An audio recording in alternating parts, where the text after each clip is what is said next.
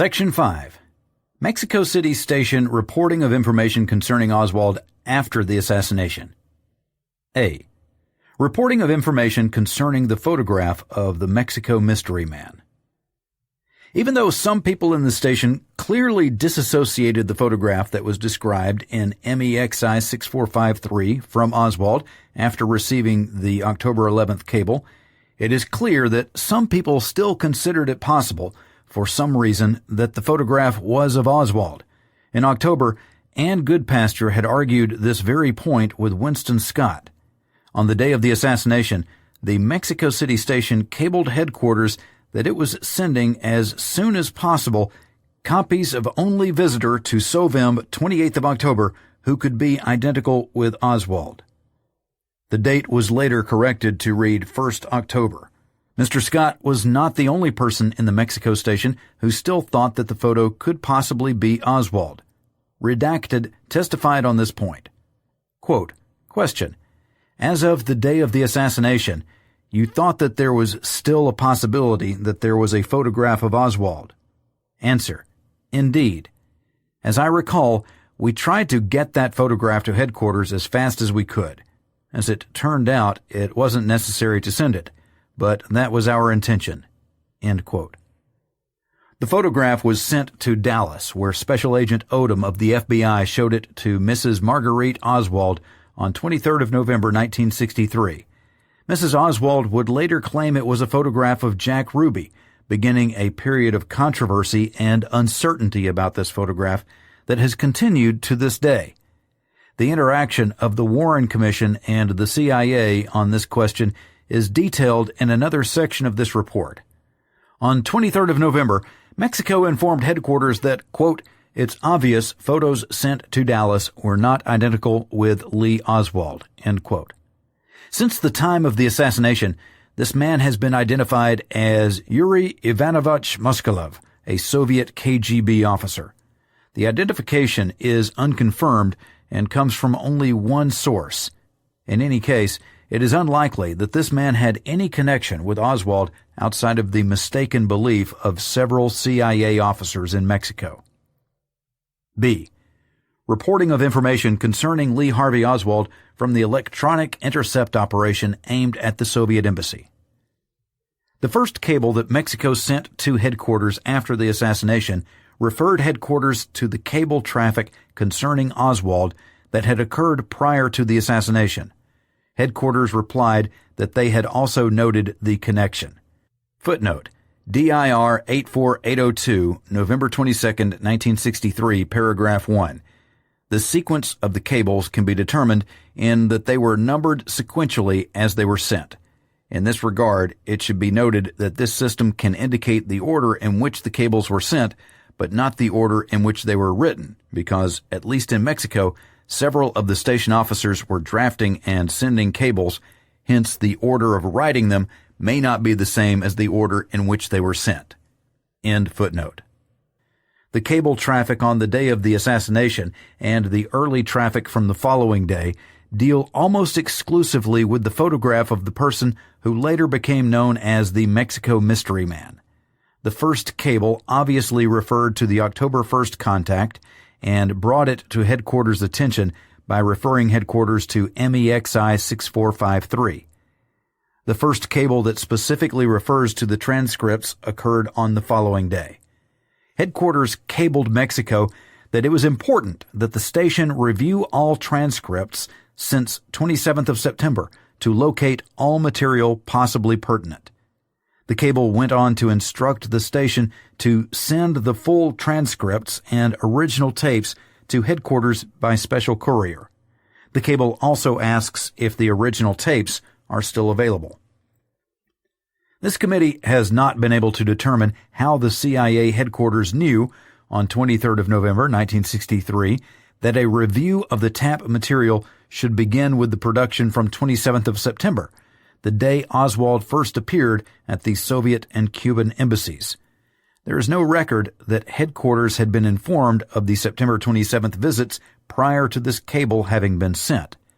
It is possible, as some witnesses have suggested, that his information was provided to CIA headquarters by the FBI in Washington.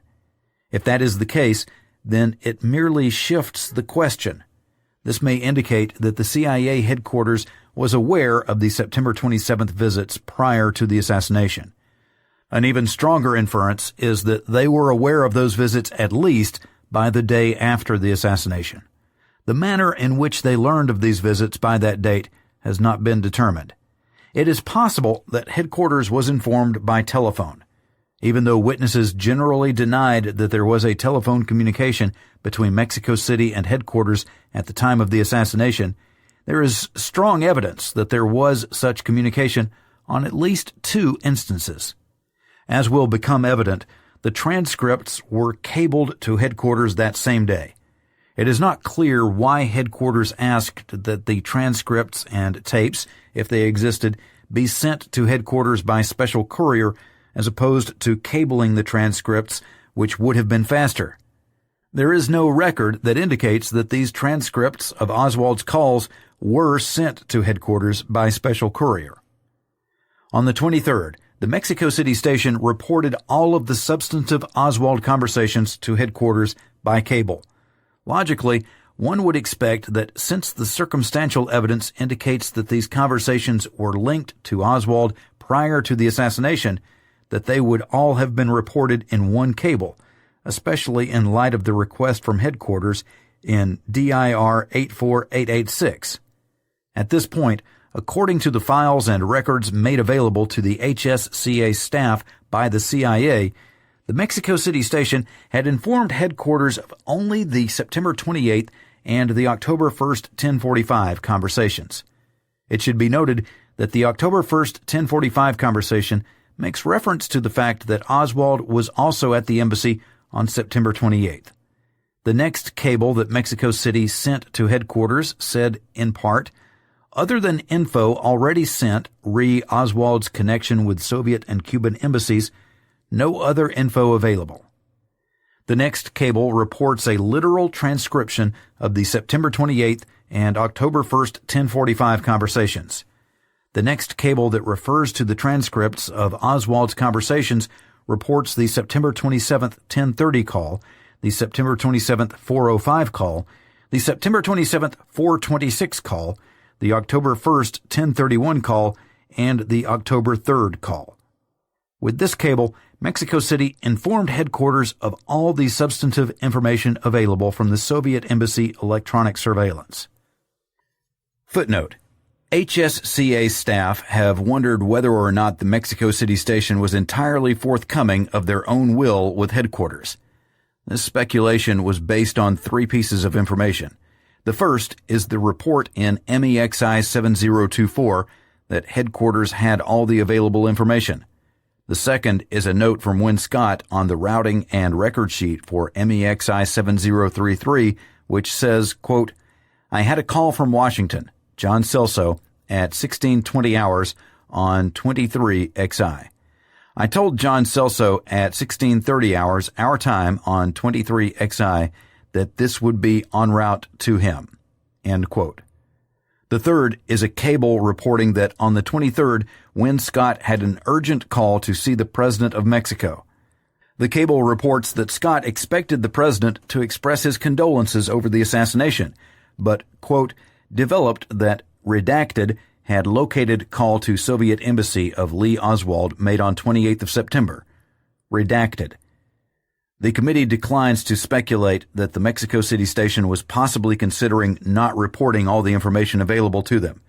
It was considered that this may have been contemplated in order to protect themselves from a charge about their failure to report the information prior to the assassination. Redacted. Hence, the full report followed very shortly after the meeting between the Mexican president and Win Scott, and immediately after Scott discussed the situation with his nominal superior in Washington by telephone. Scott's superior was asked about this. He said that he did not remember the substance of his telephone call to Win Scott on the 23rd. HSCA deposition of John Celso, May 16, 1978, page 88. Quote, "I do not have any idea why I called. I may have been ordered to call him on any number of things." End quote. He was also asked about Scott's meeting with the Mexican president. Quote, "You get a psychological question. The chief of station is called in to speak to redacted. There had been a big fight when the new ambassador got there. No, it wasn't that. It was a very peculiar situation in Mexico whereby the redacted. This caused no great problem with the then ambassador whose name I have forgotten." Question, Thomas Mann? Answer, yes, he was a very fine guy and recognized the usefulness of this arrangement. The next ambassador, Mr. Freeman, redacted. So the result was, eventually, Winston Scott and Ambassador Freeman went to the White House and talked to President Johnson and straightened the whole thing out in favor of Winston Scott. So Scott is just remarking that it is interesting that redacted. Question, he should have been since it was a redacted. Answer, yes, but you do not always know whether he was informed. I think we always knew he was informed. It is just significant that the person calls you in and says, "Here is some intelligence about the Kennedy thing." End quote. HSCA deposition of John Celso, May 16, 1978, pages 83 and 84. When Scott indicated that he was going to write a memorandum concerning his meeting with the President of Mexico, routing and record sheet for MEXI 7028, November 23, 1963. If Mr. Scott wrote such a memo, it has not been made available to the HSCA. David Phillips, who, after serving in Mexico, went on to accumulate quite an impressive record as a chief of station in several countries himself, told committee investigators that a memorandum of this sort, along with other sensitive information, would be the type of thing that Win Scott probably kept in his private safe. David A. Phillips interview, August 24, 1978, page 10. Mr. Phillips added that he did not know what happened to Mr. Scott's safe after he died, but he had heard vague stories about someone finding a lot of documents that Scott had kept. End footnote. Mexico City also informed headquarters on November 24, 1964, that the tapes from the period in which Oswald had visited the Soviet and Cuban embassies had been erased. A cable on the previous day had informed headquarters that it was probable that the Oswald tapes had been erased. An earlier cable that same day reported that station unable compare voice as first tape erased prior receipt of second call. This would imply that the tape of the 28th of September conversation, which may not have been received at the station until the 30th or the 1st of October, was destroyed before the tape of the conversation on the 1st of October was received in the station on that same day. In light of the standard operating procedures in effect in the station at that time, that possibility is highly unlikely. In view of what is now known about the standard operating procedures and about the station's actions prior to the assassination, the station's confusing and somewhat contradictory reporting after the assassination is strange.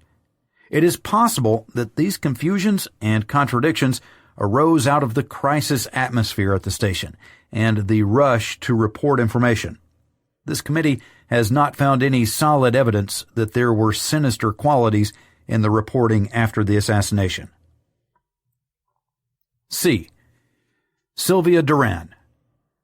When President John F. Kennedy was assassinated on November 22, 1963, the United States investigative agencies, FBI, CIA, Secret Service, etc., were asked to investigate the assassination. When the Central Intelligence Agency's Mexico City station remembered that Lee Harvey Oswald had visited Mexico City during late September and early October, it reviewed the electronic surveillance files and found evidence of phone calls to the Soviet embassy made September 27th, September 28th, and October 1st that could have been made by Oswald. Footnote. For example, MEXI 7023 reports that a voice comparison was not done, while MEXI 7025 implies that one was done, and a year later Ann Goodpasture noted on a newspaper article that such a comparison was done. Note also the MEXI 7024 reported that HQ had all the available information, when in fact all conversations were reported in a later cable, MEXI 7033. End footnote. Review of the electronic surveillance files also produced telephone calls on September 27, 1963, between the Russian consul and Sylvia Duran, a secretary at the Cuban consulate where Oswald was discussed. In addition, the Mexico City station found a September 28, 1963 phone call from Sylvia Duran to the Soviet consulate, where Sylvia Duran stated that there was an American citizen at the Cuban consulate who had previously visited the Soviet consulate. A final phone call was made on October 1, 1963, where the alleged Oswald identified himself was also found. On November 23, 1963, the Mexico City station determined that it would request the Mexican government, with whom it had a good relationship, to arrest Sylvia Duran. As Sylvia Duran was a Mexican citizen, she did not have diplomatic immunity, because she might shed some light on the circumstances surrounding the assassination. The Mexico City station sent a note to the Gobernacion head, Luis Echevarria, with Sylvia Duran's address, her mother's address, her brother's address, her license plate number, her home phone number, her place of work, and a request that she be arrested immediately. The Mexico City station also suggested that Duran be held incommunicado until she could be questioned on the matter. The Mexico City station did not receive prior authorization from CIA headquarters to request the arrest of Sylvia Duran by Mexican authorities. Headquarters feared that a request to arrest Ms. Duran would jeopardize the clandestine relationship between certain Mexican government officials and the CIA if it were disclosed that Americans were behind Duran's arrest. John Celso, chief of Western Hemisphere, stationed at Langley headquarters, telephoned Winston Scott, the Mexico City chief of station, and requested that Sylvia Duran not be arrested. Scott told Celso that he could not rescind the request, and that headquarters should already have received a cable stating that Sylvia Duran had been arrested. After Winston Scott's conversation with John Celso, Scott called Luis Echevarria and stated that the Mexico City station desired that all information received from Duran be forwarded immediately to the Mexico City station, and that her arrest and statements not be communicated to any leftist groups. On November 27, 1963, the Mexican government forwarded to the Mexico City station a copy of Sylvia Duran's 10-page signed statement. It said, quote, "Upon learning about the assassination, she and her husband speculated that President Kennedy might have been assassinated for racial reasons. When she became aware that the assassin was Lee Harvey Oswald, she ascertained that it was the same man who approximately 2 months prior had been to the Cuban consulate to solicit an in-transit visa to Russia. Having taken his name from the special documentation he presented, she knew that he was married to a Russian woman and belonged to the Fair Play for Cuba Committee. She checked the data in the consulate archives and became certain that it was the same individual who was blonde, short, dressed unelegantly, and whose face turned red when angry. The consul had denied the visa because to obtain an in-transit visa from the Cuban government, it was imperative that he previously obtain a visa from the Soviet consulate. Since obtaining a visa from the Soviets took 4 months, and Oswald's Mexican visa expired soon, Oswald was advised that he see the Soviet consul, and calling the person in charge of that office. The Soviet official told her that they would have to consult Moscow, which would take 4 months. That afternoon, Oswald returned to the Cuban consulate, and Sylvia Duran confirmed that he could get a Cuban visa only after he received a Russian visa. She gave Oswald her name and business phone number, but never gave him her address because she had no reason to give it to him. The only aid she could give Oswald was advising that he see the Soviet consul and calling the person in charge of that office. She knew that phoning the Soviet consulate was not one of her duties, and that if she did so, she did it only to help Oswald. She gave Oswald her business phone number only because he would have to call subsequently to check whether he had obtained a visa. He never called back." End quote. Sylvia Duran released on November 24, 1963, was rearrested November 27, 1963, when the Mexican government alleged that she was attempting to leave Mexico for travel to Havana. According to the Mexican officials who detained Duran a second time, there was no addition to her story. The Mexico City station forwarded Duran's 10-page signed statement to headquarters on November 27, 1963. The following day, headquarters sent a clarification cable to the Mexico City station seeking to ensure that neither Sylvia Duran nor the Cubans would have any basis for believing that the Americans were behind her rearrest. The cable stated, "We want the Mexican authorities to take the responsibility for the whole affair." When the Central Intelligence Agency began to work with the Warren Commission, headquarters cabled the Mexico City station that its plan in passing information to the Warren Commission was to eliminate mention of telephone taps in order to protect their continuing operations. Headquarters cabled that it would rely on Sylvia Duran's statements and on the consular files which the Soviets gave the State Department. Headquarters stressed that exact, detailed information from redacted and redacted penetration agents in the Cuban embassy on what Sylvia Duran and other officials had said about Oswald's visit and his dealings would be valuable and usable corroborative evidence. When the Central Intelligence Agency forwarded to the Warren Commission a copy of Duran's signed statement, it read as follows, quote, "She remembered that Lee Harvey Oswald was the name of an American who had come to the Cuban consulate to obtain a visa to travel to Cuba in transit to Russia, the latter part of September or the early part of October of this year, and in support of his application had shown his passport, in which it was noted that he had lived in that country for a period of 3 years, his labor card from the same country written in the Russian language, and letters in that same language. He had presented evidence that he was married to a Russian woman, and also that he was apparently the leader of an organization in the city of New Orleans, claiming that he should be accepted as a friend of the Cuban Revolution.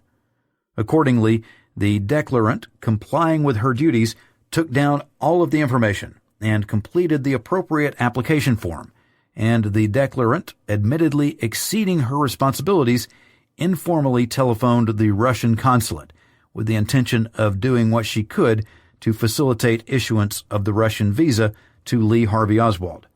However, they told her that there would be a delay of about 4 months in processing the case, which annoyed the applicant since, according to his statement, he was in a great hurry to obtain visas that would enable him to travel to Russia, insisting on his right to do so in view of his background and his loyalty and his activities on behalf of the Cuban movement. The declarant was unable to recall accurately whether or not the applicant told her he was a member of the Communist Party, but he did say that his wife was then in New York City and would follow him. Senora Duran stated that when Oswald understood that it was not possible to give him a Cuban visa without his first having obtained the Russian visa, he became very excited or angry, and accordingly the affiant called Consul Askew, who came out and began a heated discussion in English with Oswald that concluded with Askew telling him that if it were up to him, he would not give him the visa, and a person of his type was harming the Cuban Revolution rather than helping it, it being understood that in their conversation they were talking about the Russian Socialist Revolution and not the Cuban. Oswald maintained that he had 2 reasons for requesting that his visa be issued promptly, and they were, 1, that his tourist permit in Mexico was about to expire, and the other, that he had to get to Russia as quickly as possible. Despite her annoyance, the declarant gave Oswald a paper in which she put down her name, Sylvia Duran, and the number of the telephone at the consulate, which is 11-28-47, and the visa application was processed anyway. It was sent to the Ministry of Foreign Relations of Cuba, from which a routine reply was received some 15 to 30 days later, approving the visa, but on the condition that the Russian visa be obtained first, although she does not recall whether or not Oswald later telephoned her at the consulate number that she gave him." End quote. The Central Intelligence Agency had relied on Duran's statements, but had deleted Duran's description of Oswald as blond and short. It had also excised Duran's statement. Quote, "The only aid she could give Oswald was advising that he see the Soviet consul and calling the person in charge of that office," end quote, which alluded to Oswald asking for some type of aid at the Cuban consulate. In addition, Ms. Duran's strong statement, "he never called her back," was changed to, "she does not recall whether or not Oswald later telephoned her at the consulate number that she gave him." Had the statements been included, the Warren Commission's conclusions would not have seemed as strong. The Warren Commission staff was not completely satisfied with Ms. Duran's 10-page signed statement obtained by the Mexican authorities. W. David Slauson wrote, quote, "We then discussed the problem of interviewing Sylvia Duran. We pointed out that our only interest in witnesses in Mexico other than Duran was to get their formal testimony for authentication purposes. This was not true of Duran, however, because she had been interviewed only by the Mexican police, and we considered that interview inadequate. I should point out that we do not consider it totally inadequate, however. It is only on details such as Oswald's physical appearance, side comments, or remarks he may have made, etc., that we would like to interrogate Mrs. Duran further. On the essential point of whether or not his contacts with the embassy consisted of anything other than an attempt to travel to Cuba, Sylvia Duran's knowledge has probably been exhausted." End quote. The Warren Commission staff's attempts to interview Ms. Duran never succeeded. Ms. Duran was not interviewed by Americans until 1976, when two reporters from the Washington Post interviewed her. On June 6, 1978, representatives of the House Select Committee on Assassinations interviewed Ms. Duran in Mexico City.